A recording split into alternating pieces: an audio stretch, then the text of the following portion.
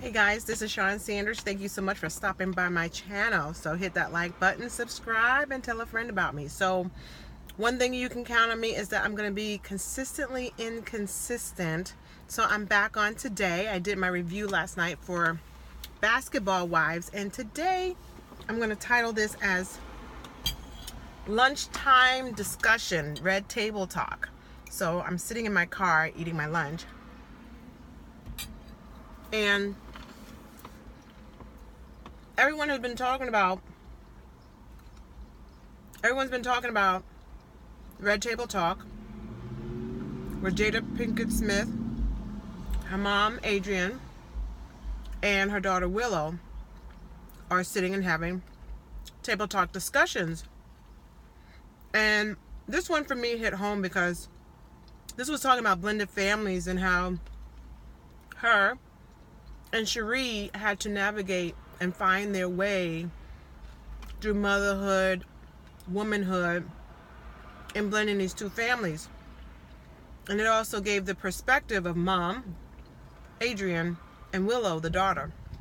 So it starts out where Jada and Cherie are talking, and she was saying how, and I say this hits home because this was so much me. I was so much like Jada because I am a second wife. I've been married to my husband for 24 years. We've been together for 5. But when I came into my husband's life in a romantic setting, because we'd been friends many, many years prior to that. But when I came into the relationship where it was a romantic relationship and we were dating, my son, his son, was 3 years old. And so, I was really naive about what that all meant. I'm thinking, okay, he had a life and a wife and all that, and that's his life there, and this is our life here. And so I was very naive. And I really just, Jada had said that in retrospect, that she wished she had fallen back a little bit, that she was a little too eager, and she didn't understand the whole concept of a marriage and a divorce, and that, their divorce is over. That whole life is over. Well, yes, the marriage is over, but their life isn't over because they have a child together. And so she was really naive about that. And that they had some growing pains, and Cherie said that she admit that she wasn't always respectful. And they were talking about when Cherie was trying to reach Jada one time, calling her house, and obviously had to get through Jada because this was before cell phones, and had to get through Jada in order to speak to her son Trey. And she said that she was not very nice on the phone, and Jada hung up on her. And I remember that because I remember my husband's ex, when she would call my house, she would say, put him on the phone, put my son on the phone. I'd be like, excuse me? And I'm one on etiquette and all that, and I didn't appreciate it. And I'm like, we're human beings, and we deserve a certain basic amount of common courtesy. And when you call my house, you should at least say, hi, this is, Angie, can I talk to Michael? And she just had this kind of entitlement, like I'm the mom. So that didn't go over very well. So I completely understand what she was talking about in that situation. But they had to find their way through all that. And then she said she remembered being upset, and Sheree, this is Sheree's words. She said she was on the phone with Sheree, and she said, bitch, you're in the house that I picked out. And then Jada said, well, it's my house now. And she was stumped for words on it. And then talked about the dynamics that you got the two wives, the mom and the stepmom, and them navigating the relationship, and Will was in the middle. Now Jada did say that Will would sometimes say, hey, this is something y'all got to work out, but a lot of times he would say, this is Trey's mom and you can't do it. Now I will say this, it takes a lot of maturity especially for the man, to not feel that he has to pick sides, and that he has to have in certain parts a backbone of where he stands in it. And that Jada had to would sometimes get chastised by Will.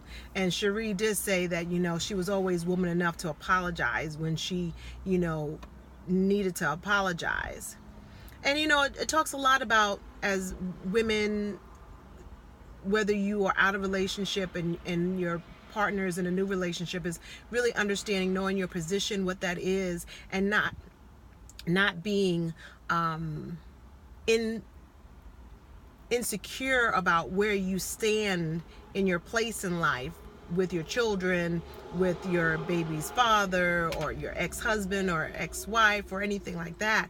But that comes with a lot of maturity, and most people don't have it. I.e., you see this in the tabloids all the time about all these women and not really having the maturity to understand, we're all in this together, and we all want the same things, hopefully. And there has to be maturity and respect. So one of the things that Cherie said that was really touching was that really touched both of them was she said, "Thank you for loving my baby." And I think as the mom, I know this was my perspective. My husband's ex-wife really tried to jock for position that I felt like she didn't need to jock. Like, I know that you're his mother, and so that position is always going to be held. I'm trying to find my place in this. And so while you're busy pushing back and trying to vie for a position that is already solidified, I need to figure out where I am in this, because I'm an adult and I'm another woman figure in this child's life. And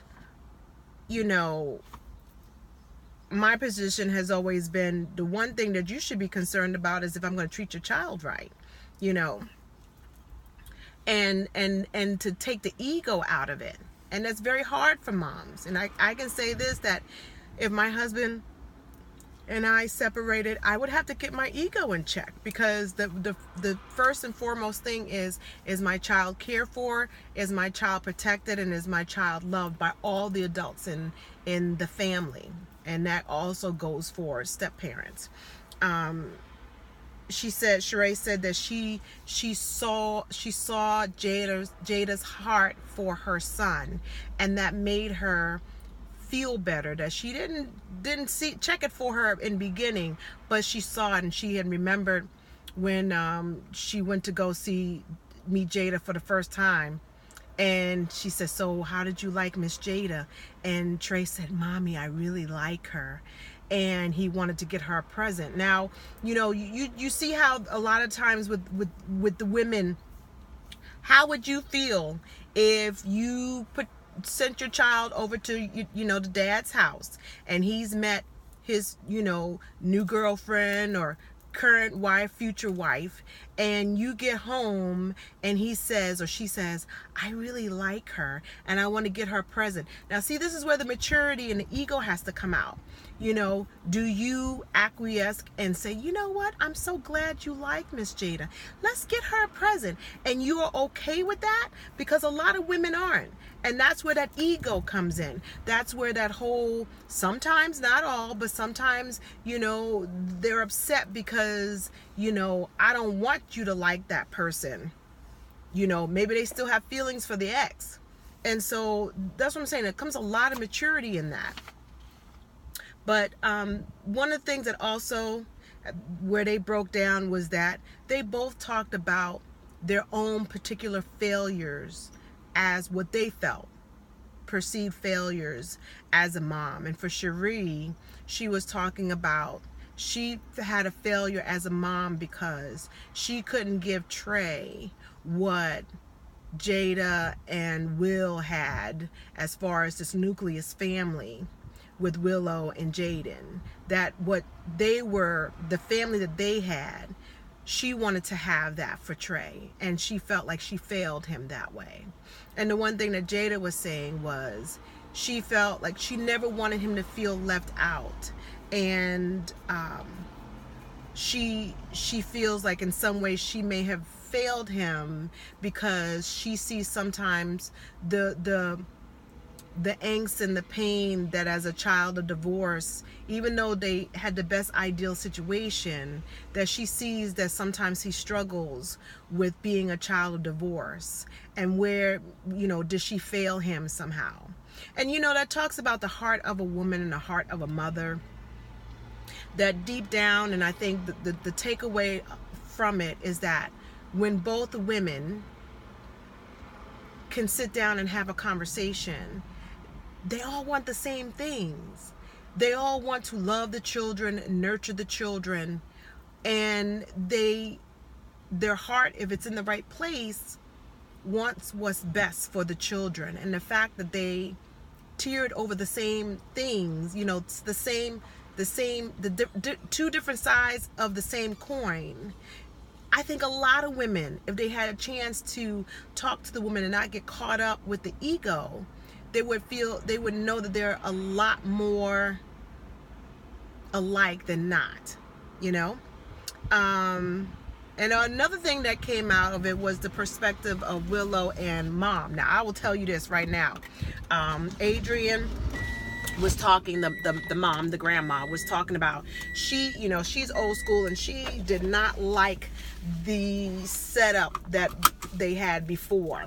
And the whole thing about, she wasn't really cool about Jada dating Will with a child. My mom was not. And I can understand why. Because I was a 23-year-old young woman, single, not married, never married. Surely you can find a man at 23 years old that doesn't have that baggage. And again, I was naive. I'm like, nah, she knew that there were going to be problems. She knew that. I didn't know that, but she knew that. And then also, Adrian didn't understand this whole inclusion that Will and Jada had with the children, and with Sheree, how they would go on vacations. And I will say that in the past, we have done that. We have gathered together. Now, again, it didn't always start out that way, but as the maturity came and we were able to all coexist, we did do a lot of things together. And especially when it came with Michael, with the big things, whether it was Cub Scouts, whether it was graduations, when he went, it's funny, when he went in the Navy, the Navy graduation was in Illinois. And so me and my husband and our kids, and his ex-wife Angie and her kids, and her sister and her kids, and grandma, who was my husband's ex-mother-in-law, we all showed up. And we were all on the same floor. And we were there for one reason and one reason only. We all wanted to celebrate this great accomplishment that Michael had. And so we all showed up as a family, and we were all in the stadiums, on this. And again, that comes with a level of respect and maturity that has to come in time. My mom wasn't happy about a lot of stuff that I did, but this comes back to, you can't always do what other people have done. You have to do what's best for your family. And I never wanted my son, our son, his son, to feel like he had to choose. I never wanted him to feel like he was missing out. And my son is going to be 28